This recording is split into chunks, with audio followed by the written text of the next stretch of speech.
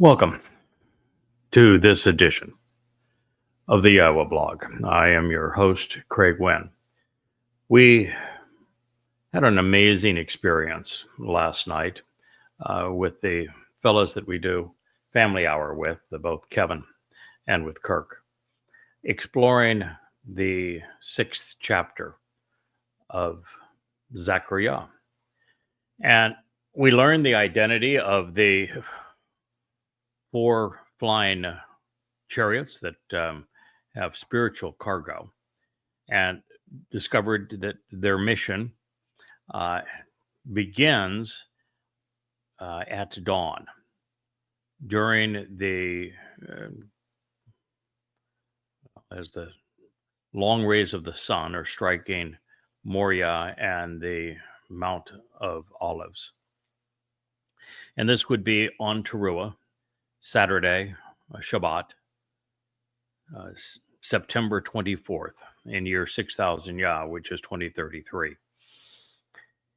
And the chariot that is described as red represents the Adamah Parah, the bloody red man of the earth, who is the man from Edom, who Yeshayah discloses is dressed in red, who is sacrificed to save many Israelites at this time. The black chariot is to end the lives of those Yehudim and the Israelites who are no longer salvageable. Those who, even through the horror of the time of Jacob's troubles, stuck with their defense of either politics or religion and their defiance of Yahweh, such that they remained either anti-Semitic, anti-Israel, anti-Yahweh, anti-covenant. But whichever of those or many of those that they embraced, they will have been viewed as they came right up to the last moment and were given every opportunity to come clean, and they couldn't. And they will be exterminated. No pain. If they led others astray, there will be consequences. If they didn't, if they were just victims of religion and politics, then that would just be the end of their mortal lives. They can't live with the rest of God's people as we enter into the re-entry period of the Gan Eden, beginning on Sukkah, 15 days from this day. The white chariot heads initially to the north through Europe, and then will turn west to canvass the United States to find all Yehudim who have the capacity to receive the benefits of the sacrifice of the red heifer, the Adamah Parah. And so any Israelite who missed the Teruah harvest because they had not accepted the terms and conditions of the covenant, hadn't embraced Yahweh by name, or Dod as their Messiah and returning king, the one who fulfilled Pesach, Matzah, and Bakodim. So they were left behind on Teruah the evening before. But yet there is still the hope that they can be cleansed in time for Yahweh's return with Dod 10 days hence on Yom Kippurim. They're all brought to Yisrael. And they will be surrounding the Temple Mount. And then there will be a dappled chariot of mottled colors that will seek out the Goyim at that time, who are not overtly religious, political, conspiratorial, or militant, who are not anti-Semitic, and whose aptitude and attitude would cause them to be useful going forward in service to God's people during the millennial celebration of Sukkah. Those are the 4 chariots that have all departed, and they have now returned. And up to this point, the entirety of this message, even as we considered the identity of the two witnesses, represented by the olive trees and the branches, on either side of the menorah. That presentation was brought to us by a malak, a spiritual messenger. Now, that spiritual messenger may not have been spiritual in the sense of a being that is part of Yahweh's Saba, command and control regime, because this particular spiritual messenger, heavenly representative, which in many cases are actually men, particularly men that have benefited from the infusion of Yahweh's Ruach. This one has a personality. This one is insistent that Zechariah try to figure this out, the message that he's giving to him. This one understands the entire picture from beginning to end. And this one even expresses considerable emotion over what is being accomplished by these four chariots and the exodus that they are providing out of Babylon for God's people, so that this is the final opportunity to come clean and to receive the benefits of the covenant going throughout the millennial Shabbat. And at this point now, the messenger of Yahweh stands aside, because the message that's going to be delivered now comes directly from Yahweh himself. And as we learned yesterday evening, as I shared the 14th episode of this program with you, what God says to Zechariah should cause every Israeli on the planet, every Yehudim, Jew on earth, to drop whatever they're doing and pay attention. This is what was said next. Then the Debar, which is the word of Yahweh, not of Hashem, not of G-D, not of Adonai, of Yahweh. That is Yahweh's name pronounced as instructed in his Torah regarding his Haya, existence. Then the word of Yahweh came to exist with me to say, grasp hold and obtain from those associated with the exiles who were forcibly deported, those who were removed and now must be discovered and found among the Chaldee, which is mind of the world.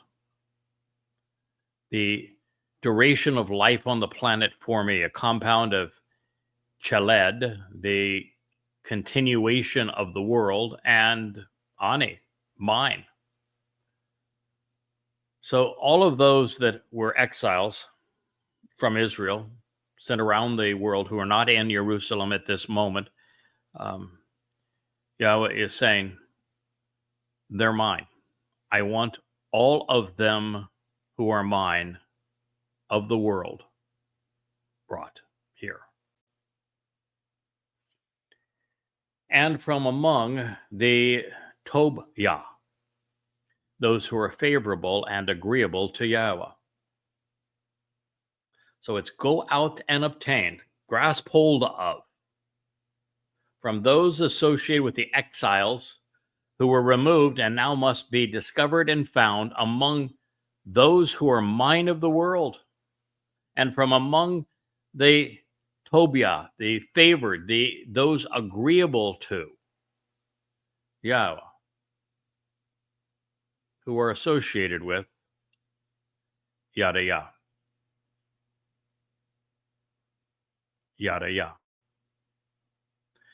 Have you noticed the banner that's on the lower right-hand side of this Yahweh blog? What does it say? Is it yadaya.com? Do you know what the website's name and our address is that presents all of the 35 books that I have written by translating Yahweh's testimony from the oldest extant sources and explaining it to you? Would that be Yada Yah? Have you noticed the name that is on the books that are part of this series? Is it Yada Yahweh? All of these books behind me, they're brought to you under the name Yada Yahweh.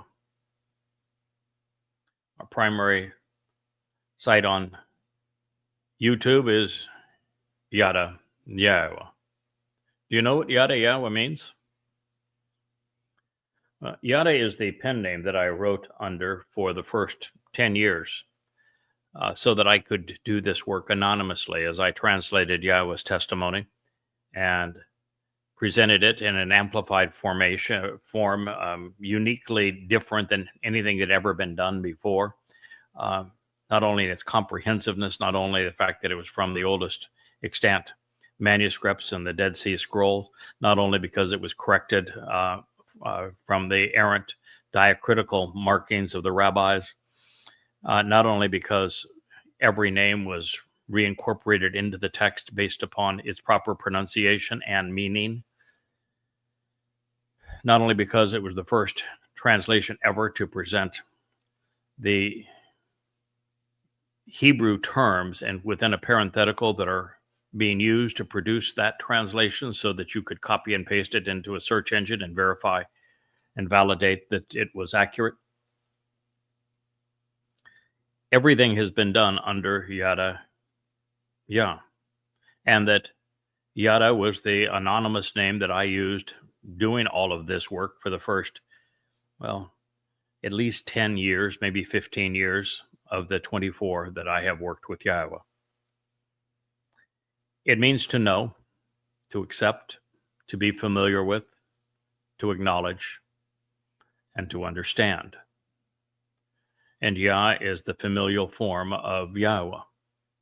So it means to know Yah, to understand who Yahweh is, to announce, acknowledge Yahweh's existence and his name.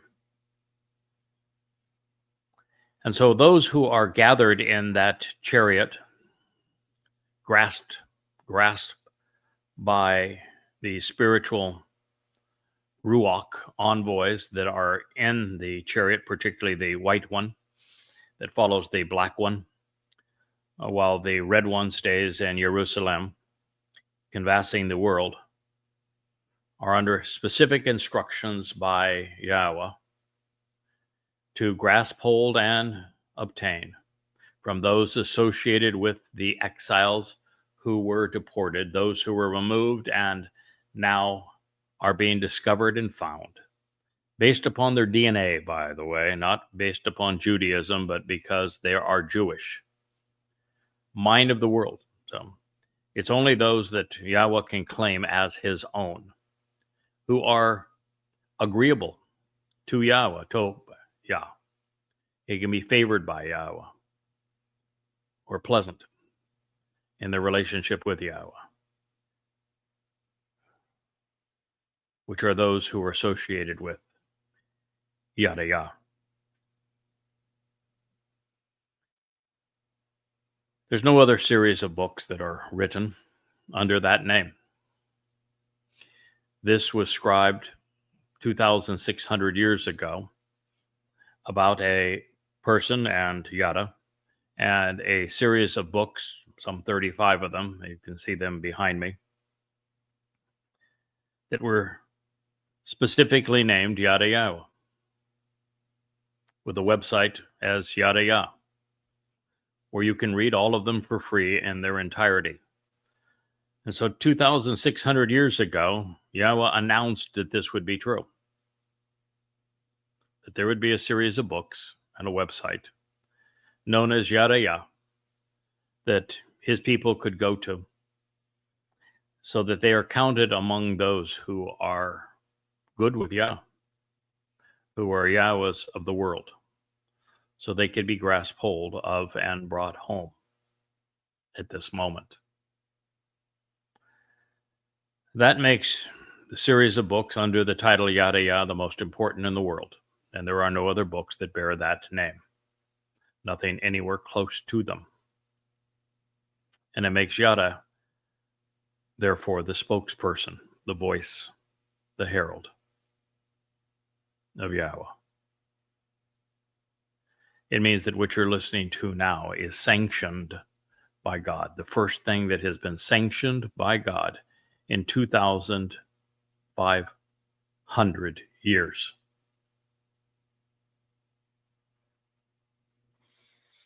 And then you should go for yourself in that same day and come to and enter the house of Josiah. Yoshia is those whom Yahweh has found and now supports. The Ben Saphanyah, the children that Yahweh treasures.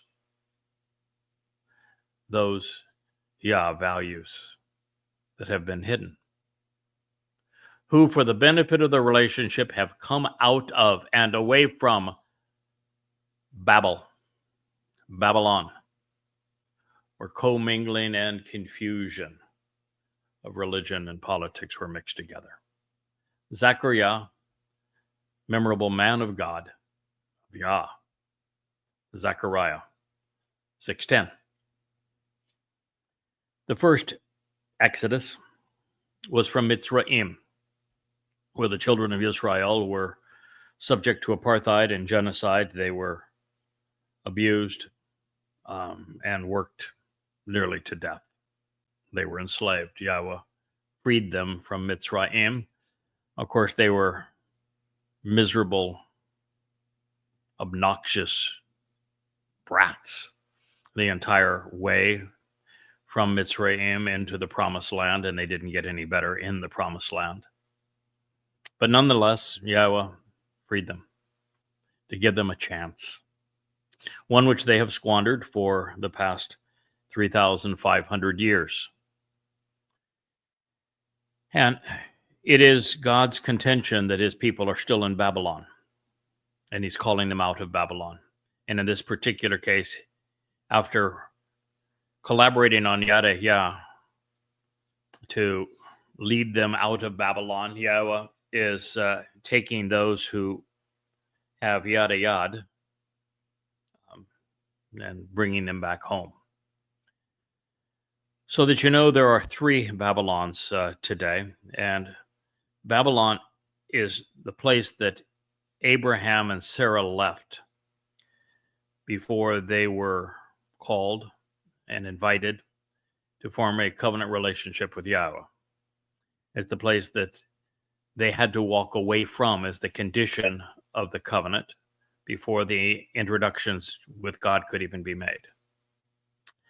Babel is known first and foremost by babbling, lots and lots of talk that is confusing and confounding.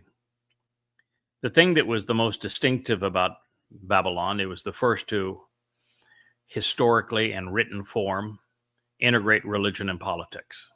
That is what they commingled together, religion and politics. And they created the religions that have later manifest themselves as Christianity, Judaism, and Islam. The Babylonian Talmud is the treasured tome of Judaism.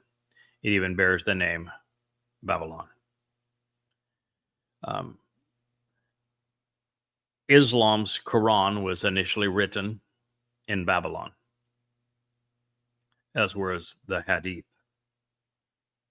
And most of the Quran is bastardized stories that rabbis sold Muhammad when he ran out of material from their Babylonian Talmud that he twisted and incorporated into his Quran and claimed they came from Allah.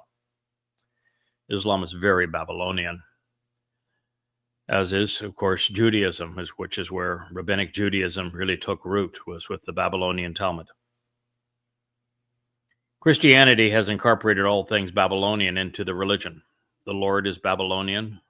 Mary, the Queen of Heaven, the Mother of God, The Madonna Child is purely Babylonian. Easter is Babylonian.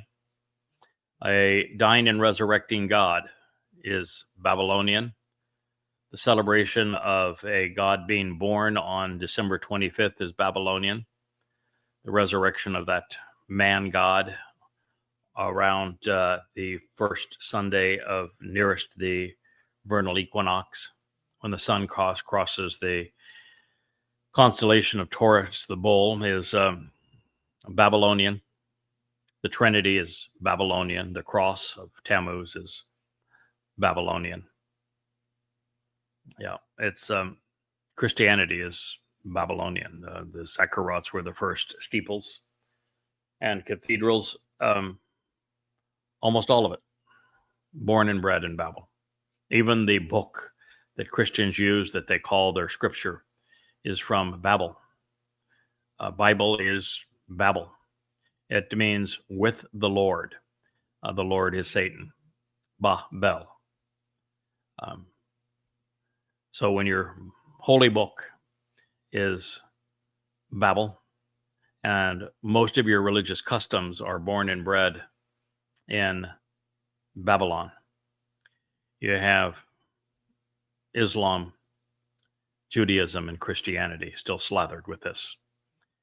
Now, when Dode was as speaking to Daniel as Gabriel, God's most capable and courageous man, what he told him was that there would be an evolution of beasts, that they would all begin with the whore of Babylon, the mother of the beasts, mother of the harlots, a mother of religion and politics, and the integration of religion and politics. God hates religion, and so the religiosity of Babylon is the part of Babel that God despised the most. We even found here in Zechariah in the 5th chapter that the whore of Babel, this evil woman, is being taken back to Babel. So God has never forgotten his hatred of Babel and Bible and the religions of Christianity, Islam, and Judaism. And that this is the very thing that Abraham and Sarah had to leave before they could even be part of the narrative of the covenant. And so from the beast of Babylon, the beast that manifest religion and politics and tormented the Jews would next be Media-Persia. And following Media-Persia, you have Alexander the Great's Macedonian Empire. And following his empire, we're told that the beast became the bloody red nature of the vicious savagery of imperial Rome. And then there was the beast that evolved out of imperial Rome to tread upon the whole world, the worst of all possible beasts, the Roman Catholic Church, Christianity. That's the migration of these, an evolution of the ultimate beast that God speaks of through his prophet and beloved son, the Messiah, David, to Daniel. So recognizing that, we have 3 candidates, all of which qualify for the Babel, which God's people are being removed from. The first of those is obviously geographic Babylon. And there's still lots of Jews who are part of that region, even though they were all exiled by the Muslims either before or after 1948, where the Jewish population was decimated by 99.5%, with the exception of Arabia, where Muhammad and the first Muslims perpetrated genocide on Jews 14 centuries ago. And so you have geographic Babylon being the Islamic Middle East. Religious Babylon, of course, is the Roman Catholic Church. Political Babylon would be the nation whose politics mirror most closely Rome. Would call itself a republic. That would be the United States. That would have a Senate. That would be the United States, who would place their capital on Capitol Hill, which would be the United States, and who would be the de facto military rulers of the world, projecting their force militarily. That would be the United States. Interfering in everybody's affairs, that would be the United States. And of course, in Yeshaya 17 and 18, the prophet provides some 50 insightful indications that it's America that abandons Israel at this time, forcing Israel to give up its heartland and what's called the two-state solution. And so it is America that's not only condemned for undermining Israel, making it indefensible by thinning the nation at its midsection where 70% of its people live, but also of selling copious amounts of weapons to Israel's enemies. Precisely what Donald Trump is doing today and tomorrow and the following day. So this is the Babylon and the Babylons that Yahweh is removing his people. He's doing so for the benefit of the relationship. He's doing so because there are children of Yahweh that he treasures. He is speaking of those that he has found and supports. The fact that it's taking place on the same day means that the collection of this mortal remnant of Yisrael for the benefit of the sacrifice of the red heifer, the Adamah Parah, on Teruah, September 24th of 2033. We'll have these chariots go out in the early morning. They will come back before evening. They are spiritually equipped with Ruach, representatives of Yahweh, conveyors of Yahweh's intellect and persona. Rather extraordinary disclosure, don't you think? So Yahweh is asking his spiritual charioteers to collect, receive, and grasp hold of those who have remained outside of Israel throughout the generations after the Assyrian, Babylonian, Imperial Roman, Catholic, and Islamic deportations. God has explicitly identified those who are important to him. The final exodus will include Chaldea, mind of the world, Tobiah, those who are favorable to me and agreeable to Yahweh, and those who are associated with Yada Yah. For man who has labored every waking moment for the past 24 years to achieve this result, of course, this is sweet music. And to think that Yahweh acknowledged our collaboration through the volumes of Yada Yah, from the books to the website, from the Yahweh blog to the many social media accounts that we work every day to reach out to God's people. Our Father has shown his appreciation. But, well, I would say thank you for that. And, it's nice to be acknowledged for doing our utmost to serve him as he has requested and to be a benefit to his people. And it is in that Yahweh's nature to be appreciative and to share credit. The fact of the matter is that the primary reason that Yahweh would say that those who are being gathered and removed from Babel come out of her, it was the last call that Yahweh is making to Israel, come out of Babel. Those who are being removed from Babel have put themselves in this place as a result of Yada Yah. And so what God is doing is directing his people's attention to Yada Yah so that there'll be more people that God can say, they're mine.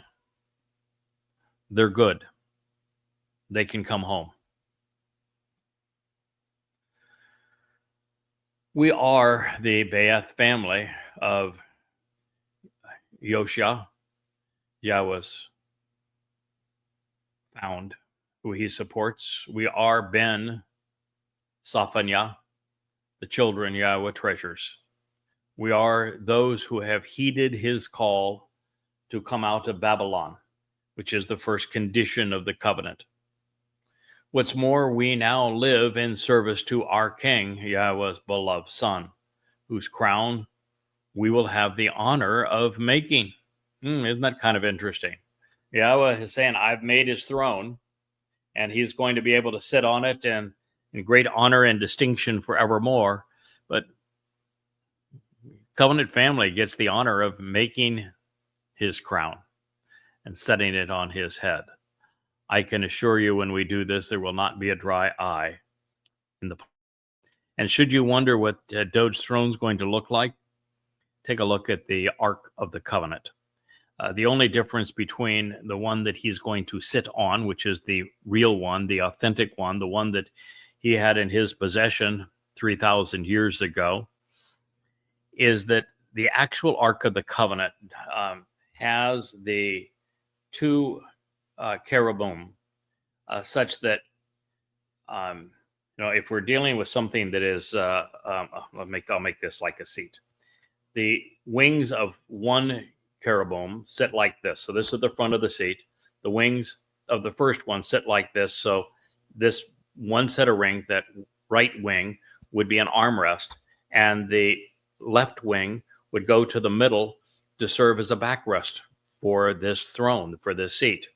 And the second cherubim is going to be like this, with his left wing serving as the armrest on the left side, and his right wing meeting the left wing of the other cherubim right there in the middle. So what you have is these structure like this, so that you have an armrest on both sides, like you would expect on a throne, and a backrest on the throne. And that throne is the mercy seat, or the Ark of the Covenant, that Dod will have anointed on Yom Kippurim, the day of reconciliation, when he returns with the blood of the bull. That would be the parah, the red heifer, and of the goat, it's going to be Elia, who's going to serve in that capacity. So it's a rather extraordinary throne. As for crown, I can tell you it'll be a labor of love. I'm hoping that those who have artistic style and ability, like my wife, will be able to contribute to its elegance as opposed to myself. But I can tell you it will be a labor of love. It says, then take some silver and gold and make a crown. And you should set it on the head of Yahusha. Yahweh delivers and saves. The son, Ben, who is Yahusadak, right about Yahweh. The Cohen priest, who is Gadol, the greatest and most important, recognized and honored, capable and courageous, memorable man of God, memorable man of Yah, Zechariah 6:11. All right, so this crown is not going to be gaudy with all sorts of jewels. That's not Dod's style. That is not God's style. It's going to be made of silver and gold. But Dod needs a crown. He is the king and the sovereign of everywhere forevermore. We get to make it, and then we get to set it on his head. The reason I know we set it on his head is that he is Yahusha. Yahusha is Yahweh delivers and saves. Yahweh saved us through his collaboration with Dod. It was Dod's fulfillment of Pesach and Matzah leading to Bikurim that provided us with eternal life and perfection so that we could be adopted into the covenant family. Our lives were extended on Passover. Our souls were purged of their guilt by Dod taking our guilt and depositing it in Sheol on Matzah so that we could be seen as perfect and therefore empowered and enriched by God. Dod is the one through whom Yahweh did this. So Dod is Yahusha. Dod is the only person that Yahweh routinely calls, "He is my son, I am his father." So when there is a son in this case, that son must be unequivocally Dod. The attribute that Yahweh ascribes to his son Dod more than any other is Sadak. It means to be right, to be vindicated and vindicating. And so the one who is right with Yahweh, who is vindicating in his collaboration with Yahweh, is again Dod, David. Now, some might be taken aback by this mention of a Cohen, a priest. But understand that in Zechariah, we have a direct acknowledgement that Dod is going to serve as the high priest, and the role of the high priest when he returns on Yom Kippurim, because he's the one that's going to anoint the Ark of the Covenant, so that the remaining remnant of Israel can be reconciled with Yahweh and enter his presence. And so Dod's going to serve as the high priest, because from God's point of view, those who were high priests are too corrupt, too religious to be of any value, and none of them will even survive to this moment. And if you might say, wait a minute, Dod's a king, he's not a priest. Well, there are references to Dod serving in this role. As a matter of fact, when Dod's throne, the Ark of the Covenant, came into Jerusalem, and it was then that Dod dressed in the full regalia of the high priest to specifically show his role in this regard, pursuant to what will be his throne and the object that he will anoint with the blood of the bull and the goat on Yom Kippurim. And so he danced and he celebrated and he sang as the Ark of the Covenant was making its way onto the Temple Mount to be put underneath the tent of the restoring testimony until the more permanent and established house of Yahweh's name could be built. And in that episode, he is dressed in the full regalia of the high priest. The last bit of identity, again, speaks only of one man, Dod. Yahweh has a number of men, including Yada, his Choter, that he refers to as Gadol. The Choter is given the Ruach of Gadol, as a matter of fact. But the man most known to be God's most important, most recognized, honored, capable, and courageous is Dod. In matter of fact, Gabriel, which is a name that I shared with you earlier, typically just translated as transliterated as Gabriel, by Daniel's own acknowledgement, was a man, not a angel, not a spiritual entity. And Gabriel means the most competent, courageous, capable man of God. This is Dod. So it is Dod as Gabriel, the Gabor, who provided all of the prophecies pertaining to when he would enter Jerusalem to serve as the Passover lamb and then fulfill Matzah as the Messiah and to bring eternal salvation ultimately to God's people. This is a unified story where all of these pieces fit together. And we know that Zechariah is speaking of God's beloved son, Dod. Now, of course, just to reestablish this, one does not crown priests, but one does crown kings. And since we know that our king as dressed as the high priest when bringing the Ark of the Covenant into the city of Dod, and because we are aware that he will serve in this role when he returns to anoint the mercy seat of the Ark of the Covenant, the Kipporeth, and in a manner consistent with the Torah's instructions on Kippurim, This is simply further affirmation that Dod is Yosha ben Yao Sadak. Yahweh is vindicating and right. Yahweh therefore delivers the son who is right about Yah. Dod is the star of the show. He is the reason the audience has been delivered. He is being crowned king of everywhere and forevermore. He is the most capable and courageous man to have ever lived, the most recognizable and important, in keeping with what is said in 2 Samuel 7. It is a remarkable prophecy, specifically when you know who God is talking about. And that's our job, to share that with you.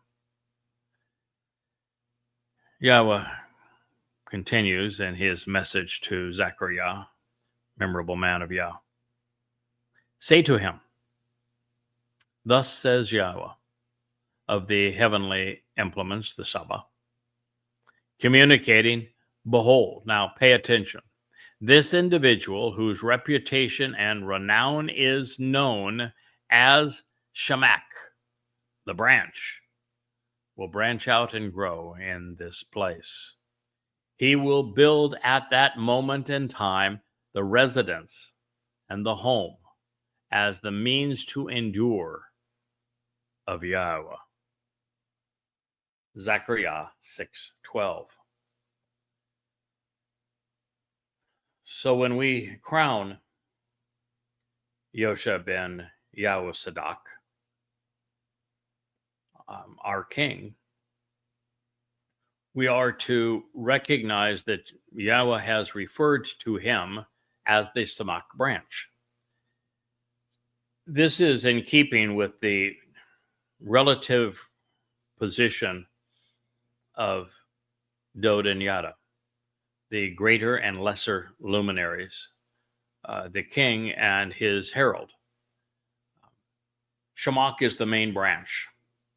Dod is the main branch of the tree of lives. He might as well be the tree of lives. The Choter is a secondary branch off of that main branch, directing you to the tree, the branch that is Dod, and being productive and fruitful in coordinating the Shabua and the Teruah harvest based upon what Dod achieved, Pesach, Matz, and Bakurim. And so the term that Yahweh loves to use, probably more than any other, to define his son, Dod, is Shemak branch. Just as on the fourth day of creation, pointing to the fulfillment of the Moedim, you have the greater and lesser luminaries, the sun and the moon, with the moon reflecting the sun's light. Dod returns as brilliant as the sun. It is his herald's job, Yada's job, to reflect Dod's brilliance. And so Dod is the main branch, the Shemak, his herald is the Choter, a stem off of that branch. And this is poignant because in 2 Samuel 7, one of the most important prophecies in the whole of Yahweh's testimony, the one that brought me to translating and enhance my relationship with Yahweh tremendously, is one about building houses. Who builds them, who lives in them. And Yahweh was quite clear that he doesn't want us to build houses for him. He wants to build a marvelous home for us, and particularly for his beloved son, Dod. But nonetheless, Dod wanted badly to build a home for Yahweh. And Yahweh said something very prophetic at the time, telling Dod that, no, you're not going to build this one. And what he said is that you have blood on your hands. And that is interpreted as that he was a man of war. And yes, Dod was. He defended Israel 66 times, but Yahweh could not be using that as a negative, because Yahweh had Dod's right arm and back at every moment. He fought 66 defensive battles to protect Israel. He won 66 of them because of Yahweh's support. So being a man who fought his people's battles would have been viewed very favorably by Yah. What Yahweh meant by "you have blood on your hands" is that it is Dod as the high priest that's going to anoint the Kaporath, the mercy seat of the Ark of the Covenant, with the blood of a bull and the blood of a goat, Yada and Elia, at the moment of his return on Yom Kippurim. And so it is prophetic to having the blood on his hands that reconciles the relationship between Yisrael and Yahweh at that moment. And as a reward for all that his son has achieved by fulfilling Pesach, Matzah, and Bakodim, and returning as our king, Yahweh is saying, you get to build the house this time.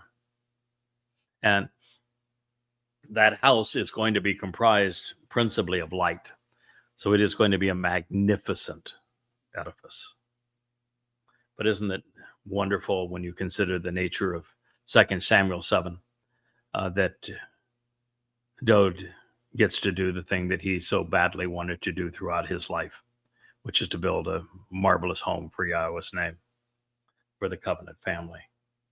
So he will build at that moment in time the residence and home and means to endure of Yahweh. Well, it is as it should be. Dod is the Shemach, the branch, and as his herald, I am a Choter stem.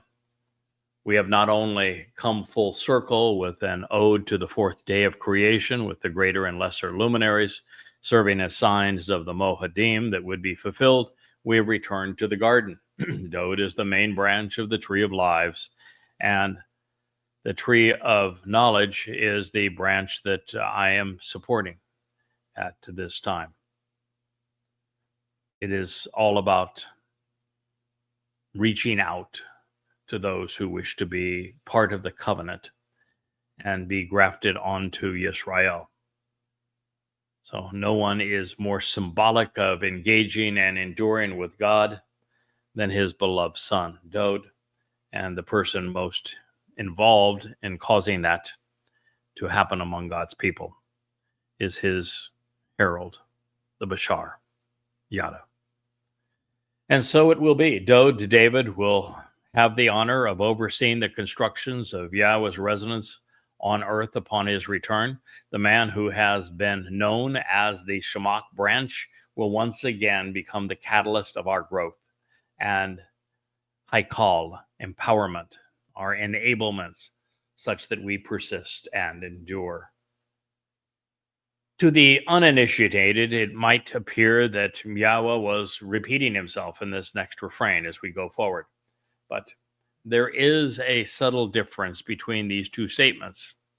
Using the perfect conjugation with bana, building, to build initially, God is saying that his son will construct his temple, if you will, upon his return. And with the imperfect shaping the action in the second affirmation, the one we're about to consider, we know that at this time, God's home, this one, is going to endure forevermore. Our next insight comes by way of Hod, where we discover that Yahweh intends for his son's authority, majesty, and splendor, his honor and glory, to be upheld now throughout time. This is a father doing for his son as one would expect, while unexpected for God because, well, his people don't want to grant him the pleasure of having a son, even though he exclaims that Dod is his beloved son. For the past 6,000 years, the religions of men have made portend that men must lift up their gods in praise, while God, who made man, is demonstrating the opposite. He is glorifying his son. And it is precisely what we should do, following his example.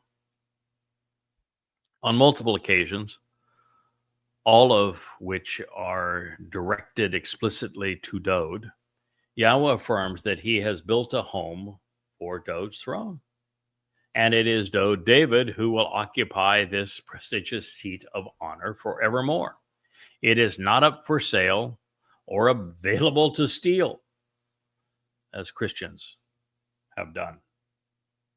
Beyond this, and while we've seen it before, it is still a bit startling to see Yahweh refer to someone from the house of Yehudah serving and adorned as a Cohen priest. But not only has Dode done so previously, if there ever was an individual suited to do it all, the ultimate Renaissance man, it is the son who became king, the shepherd serving as our Savior, the prophetic priest. This is how we will see our king upon his return. And he will build forevermore the residence to engage and endure of Yahweh. His authority and countenance, his majesty and splendor will be lifted up and upheld throughout time. And he will sit and remain upon his throne. Then he will govern through his proverbs, his mashal. Additionally, he will be dressed as a priest upon his seat of honor. Advice and counsel and the complete picture, etzah, on peace and prosperity, satisfaction and contentment, the blessings of reconciliation and freedom, shalom, will exist to encourage understanding by making the connections between both of these responsibilities. Zechariah, memorable man of Yah, and remember Yah, Zechariah 6:13.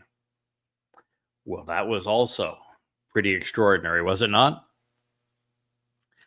So this next house for Yahweh's name, this residence for the covenant family, is Wahbana, represented in the called imperfect, a literal interpretation, but without end. And so he will build forevermore the residence to engage and endure. Eth, I call the sanctuary, the place of the temple, to prevail and to persist. It is from Yakal, which is the means to overcome, to succeed and persevere, to be empowered and be made capable by Yahweh. His authority and consonance, his majesty and splendor will be lifted up and upheld throughout time. We were told specifically of Dode that he will be given a name and a level of distinction that surpass all others who have ever lived. God is affirming that through the second to last prophet, Zechariah. And he will sit upon his throne. We find throughout the Mizmor, and particularly in the 89th, and we find in 2 Samuel 7 that Dode is being afforded an everlasting throne, a seat of honor by Yahweh that is built by Yahweh and will be housed in a lovely home constructed and designed by Yahweh for his beloved son, who is Dode David. And just beyond all of that, we know that it is Dode who is the person that Yahweh picked to be the king of not only Israel, but the king of forevermore. And it says that he will govern through his proverbs, mashal. I came to the conclusion very early on that it was obvious that Dode had written the mashal, the proverbs, and this is clearly so. And it is the way that Dode's going to govern. He is going to lead through expressing brilliant sayings and intelligent comparisons, pithy quotes. He's going to draw pictures with words to exercise his authority. His leadership will be by explaining things in a memorable way to encourage understanding. Isn't that a beautiful picture of the ideal leader? Somebody you'd want to sit next to and learn from. Someone you'd feel very comfortable supporting. So he is the king of the mashal, which he wrote. Additionally, he will be dressed as a priest upon his seat of honor. Well, there you have it. It's the king wearing his crown that is majestic, that wrote the mashal, who will be dressed as the priest. It's Dode. This next word, etzah, is one that was spoken of through Yashaya and again through Dode between 300 and 600 years before Zechariah was written. And it speaks of the spirit of etzah that was afforded to the Choter. And when Dode describes the Choter in the 14th Mashal, speaking of Mashal, he speaks of him having etzah. Chip off the old block, I guess, here. Branch off the main stem, or a stem off the main branch would be more correct. Just as Dode and I share Chakmah, according to Dode, according to Yashaya, and that we share Yada, knowledge, and we share Gabora, courage and competency. We share Yara, respect and reverence for Yahweh. We share Bien, which is the capability of making connections to understand, and the Chakmah is wisdom, which we also share. These are things that are conveyed by Dode of the Choter and things that Yashaya says of the Choter that come by way of Yahweh's Ruach. And of course, we share Yahweh's name. But we also share Etzah. Etzah is one of the 7 spirits of Yahweh that is given to the Choter. It is an interesting term because it reveals that Dode and Yada, the branch and the stem, are the 2 individuals who have Etzah, been able to provide counsel on the complete picture, telling you how the story all plays out from beginning to end, from life in the garden with Yahweh to our return to the garden following Sukkah in year 6000 Yah. It is a complete picture, one which Dode, as the Son of God and the exemplar of the covenant, the one who executed the means for us to be part of the covenant, sits right in the middle in year 3000 Yah. And it is this complete picture. The difference between Dode and myself as it relates to Etzah is that Dode was in a much more difficult position to figure out the entire story because he lived in the middle of the story. And now I'm sharing this to you from the end of the story, so it's much easier to see the whole portrait that God has painted for us in its completeness. So Etzah is pertinent directions regarding how to properly respond to the entire plan, prudent consultation on the purpose of the whole proposal, effective mentoring on how to deliberate all relevant decisions. On peace and prosperity, shalom, satisfaction and contentment, shalom, blessings of reconciliation and freedom. That is the story. The whole story revolves around that word, shalom. It's the most repeated word amongst Jews. It means to reconcile a relationship. Peace is a derivative of that concept of reconciling a relationship. It is Dode who reconciles our relationship with Yahweh on Yom Kippurim, the day of reconciliations. And it's his herald, Yada, who makes that possible for the mortal remnant of Yisrael. As the Adamah Parah. We are the 2 men who offer sacrifices as part of the Moedim, the serving as the greater and lesser luminaries. So this is the complete picture on reconciliation, shalom, that will exist to encourage understanding and making the connections between both of these responsibilities, Bien, Shanaim, which means both. Bien is the most, interesting word probably in the Hebrew language. It can mean simply between, drawing a connection between this and that, today and tomorrow, sunrise and sunset, bien, between these things. But it is also the Hebrew word for understanding, for complete comprehension. And so, since it's the same word, what it's doing is saying that it is by making connections between the various things we have come to know and finding the common denominator, using statistical analysis to ascertain the connections between these various things and how one thing leads to another. They have an appreciation of cause and consequence, for example.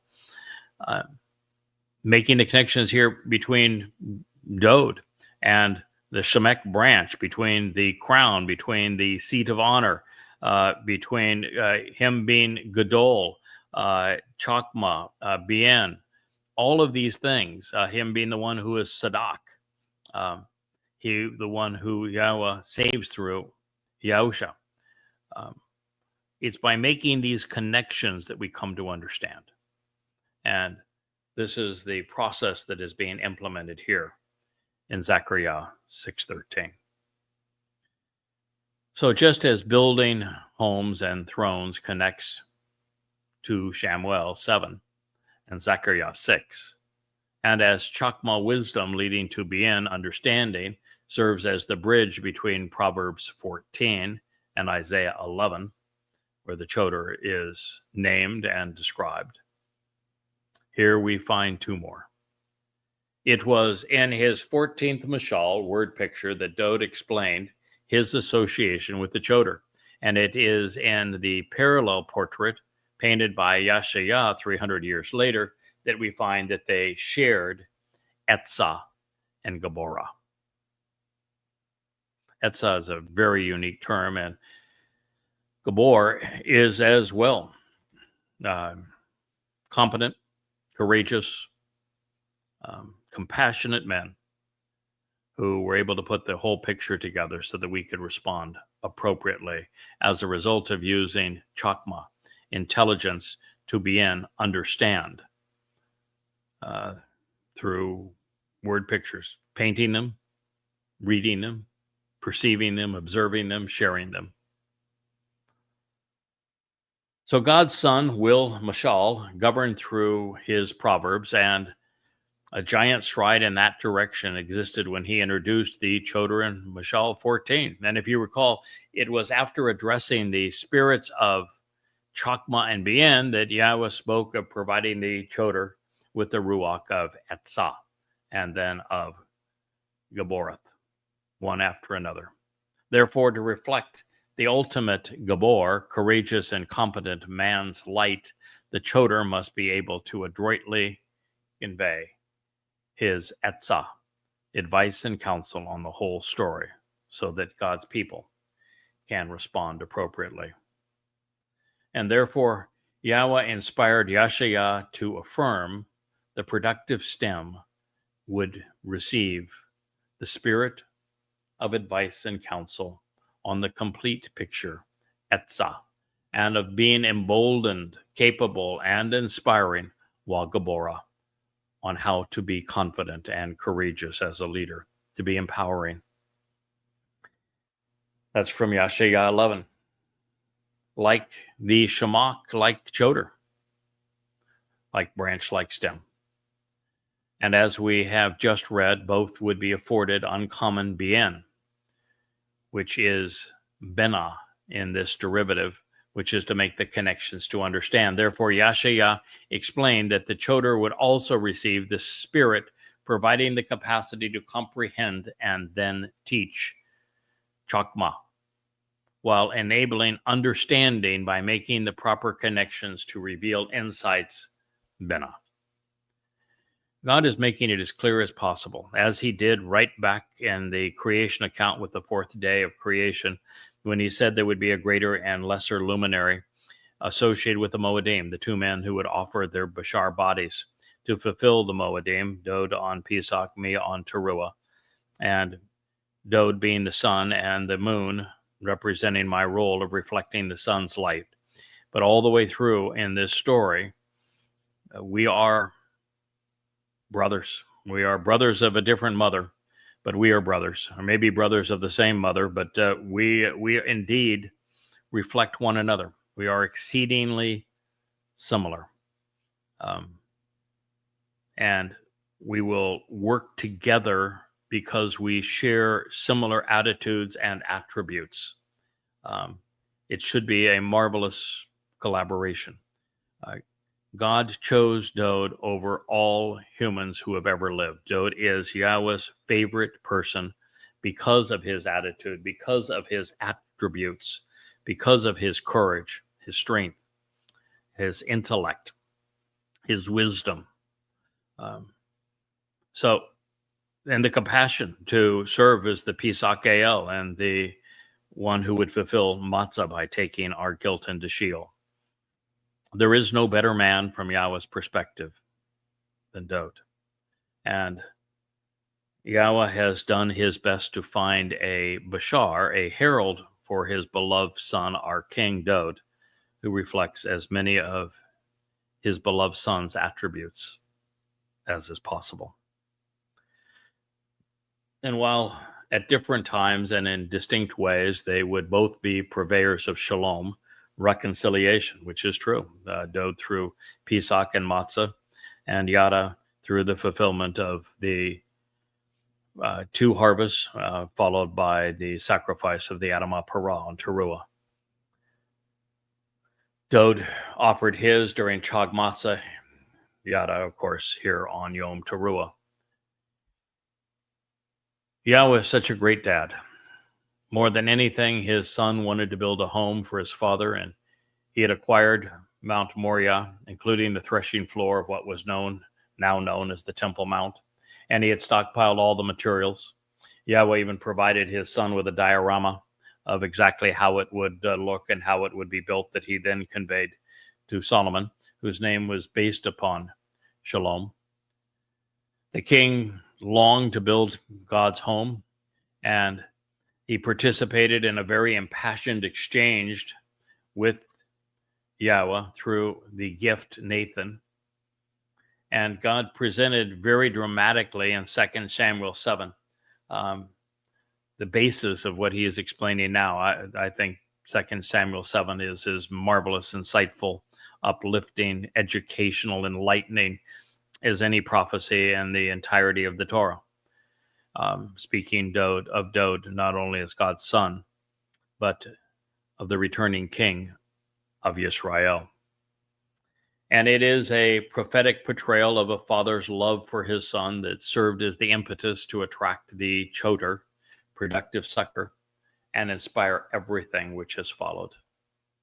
So over the ensuing 24 years, we've come to behold and lift up the Hod, the continence and authority of Dode, as the Mashiach and Zeroah, the sacrificial lamb. We have witnessed his special place with Yah, coming to appreciate the honor and glory the Father is affording to his beloved Son, based upon all he has said and done in his lives and lyrics, particularly coming to this grand crescendo and the ultimate cornerstone of God's home, which is the 89th Mizmor, the song that Yahweh wrote on behalf of Dode. The first prophecy translated for Yada. Yes, indeed. 2 Samuel 7. He listens to God. It still guides our footsteps all along the way. Yes, I will never forget that moment. I was pacing in the log cabin that I had built along a picturesque white water stream. It's called the Jumping Branch, branch of all names, of course, meandering through the woods within my Virginia farm. I had just returned from surviving a meeting with Islamic jihadists in Israel, Hamas, Hezbollah, Islamic Jihad, and Al-Qaeda. And I was attempting to share that experience in Tea with Terrace. It was as if a limb from one of those towering red and white oaks, which is, by the way, Allah in Hebrew, had hit me square in the head as the wind stirred outside that cabin on this cool spring day. No matter which Bible I queried, Every translation of 2 Samuel 7 was wrong. And it was then and there that my quest to know the truth, to understand what God actually revealed, began. 24 years have passed now, and you're listening to the result. Yada, yada. I have translated Shamuel, he listens to God, 2 Samuel 7, either 8 or 9 times. I'm excited to read about its fulfillment here in Zechariah, his presentation of the events surrounding Yom Kippurim here in Zechariah 6. I'm happy for Yahweh and thrilled for his son, even personally, find it fulfilling to be sharing this portrait of their reunion. It is as if I'm witnessing the birth of Yada and the conception of Yada Yah from the vantage point of where it has all led to Dode building Yahweh's home and then reigning as king. So yes, Yahweh's promises to his son will be honored. The prestige of Shemach, the branch, will grow. His purpose will be upheld, and that is just the beginning. The author of the Mashal Proverbs will govern through them, sharing their parental advice. Dode will continue to lead through his lyrics. Going to be a great king. His ongoing narratives will serve to explain the things of God and the universe in such a way that we'll be able to make the kind of comparisons that lead to understanding that will guide our steps as we travel to galaxies far, far away. It is as we would expect of Yahweh, our Father, dressing his son in white linen and the garments he designed for the priests, the very attire he considered in Zechariah 3. This is why that story was presented immediately before the revelation of the two witnesses aside the menorah, and why it leads to the revelations that we have unraveled here in Zechariah 4, 5, and now 6. So Yahweh has upended the religious interpretations, and he has denied the use of Dode's identity and the creation of religious gods. Clearly, it is Dode whom Yahweh has chosen to perform, as his Torah instructs when approaching the Kipporth, this mercy seat of the Ark of the Covenant on Kippurim, the day of reconciliations, on behalf of all Yisrael, the remaining remnant, who benefits from the sacrifice of Dode's herald, the Adamah Parah, the red heifer. Now that is why this is announcing all of this to us. This is why we find the Messiah King dressed as a priest, as a Cohen, upon his seat of honor, Al Kiseh Hu. And now if I may share one additional profound insight as part of this program.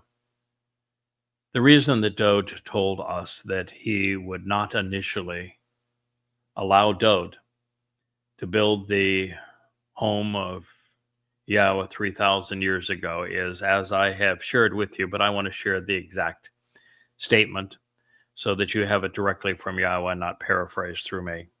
It comes from 1 Chronicles, words of the day, 22, 8, and 9. It begins the same way as this last passage. The word of Yahweh came to me, saying, a great amount of blood you have poured out as you have fought many great battles. So you will not build this house for my name because of the abundance of the blood that you have shed in the land in my presence. Behold, a son shall be born to you who shall be the man of repose and relative ease, for Solomon, Shalomo, shall be his name. Shalom, in a more favorable circumstance, I will give to Yisrael this day. So with blood on his hands as a result of defending Yisrael from Sair, Chata'ah, and Pasha, let's make a thoughtful connection to what will occur on Yom Kippurim. Remember what we were told that the alternative or stand-in Aaron would do to facilitate reconciliation? Well, I want to bring the whole thing together for you so that you can make the connections to understand. Aaron, which means the alternative, should approach with the bull, Hapar. You've heard of this fellow named as the Adamah Parah? Same fellow. For being wrong and for having missed the way, Wachata'ah. Yes, the sacrifice of the Adamah Parah is on behalf of the adulterous woman that is the mortal remnant of Yisrael, because by being religious, she has incurred guilt, having missed the way and misled many. For his benefit and for the purpose of reconciliation, Wah Kafar, the very basis of the day of Yom Kippurim, the day of reconciliations, making atonement for this, for himself and for the house and for the family, for the house and for the family of God. And he should take from the life of this bull, this par, the stand-in for the Adamah Parah, the bloody red man of the earth who is protective, serving as the red heifer, as the restitution for having been wrong, for his benefit. And he should obtain some of the blood of the bull and sprinkle it with his finger on the face of the Kapporah, the mercy seat, on the eastern side, then toward the front of the mercy seat. He should sprinkle some of the blood with his finger 7 times.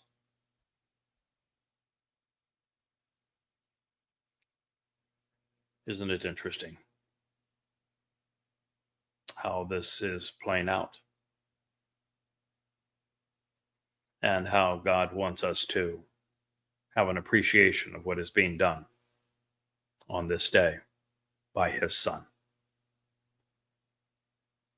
Next, he should prepare the goat, that's Elia, to provide the means to resolve iniquity and pardon sin for going astray, for the benefit of the people, and return with its blood towards the house and through the curtain with its blood, as he did with the blood of the bull, sprinkling it upon the mercy seat, the Kapporah, toward the front of the mercy seat.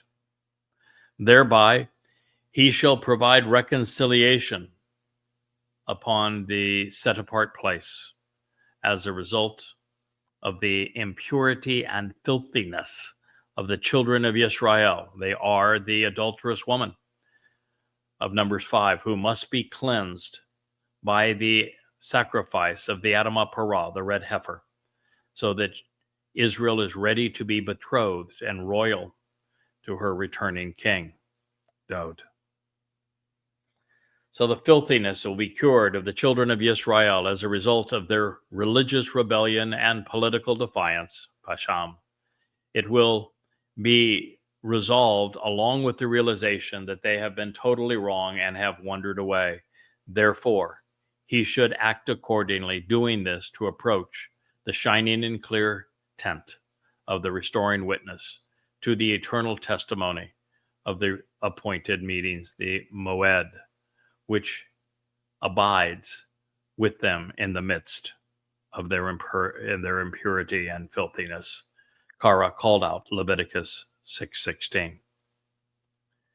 So Aaron would be symbolic of what Yahweh will have Daud to do for his people on this day.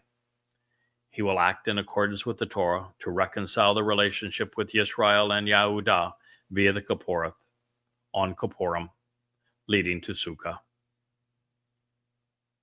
And now we know why the blood would be sprinkled on the mercy seat, why it would come from a par, Yada, as the Adamah Parah, the king's herald, the Choter, and the Seir, the goat representing Elia, and not occurring on by way of the Passover AL, why this would occur on Kippurim, not Pesach. So before we move on and we conclude this program, let's consider the prophet's concluding analysis of Dod's role in our lives. He said, advice and counsel upon the complete picture while providing effective mentoring on how to deliberate all relevant decisions on peace and prosperity, satisfaction and contentment, the blessings of reconciliation and freedom will exist to encourage understanding by making the connections between both of these responsibilities. And that, my friends, is Shamuel 2 Samuel. That is Zechariah 6:13. And it's speaking of what was conveyed earlier in 2 Samuel 7, where we read, it came to pass when the king sat down and relaxed in his home, that I'm going to tell you this story on another episode of the Yahweh blog, because this is now the beginning of 2 Samuel 7:2, which is one of my very favorite. And let's begin our next session of Chakmah Choter with it. So I thank you so much for listening, and I look forward to presenting the ongoing story of Dod's role in our salvation in time for Yisrael to capitalize and come home to their God. May Yahweh bless you all.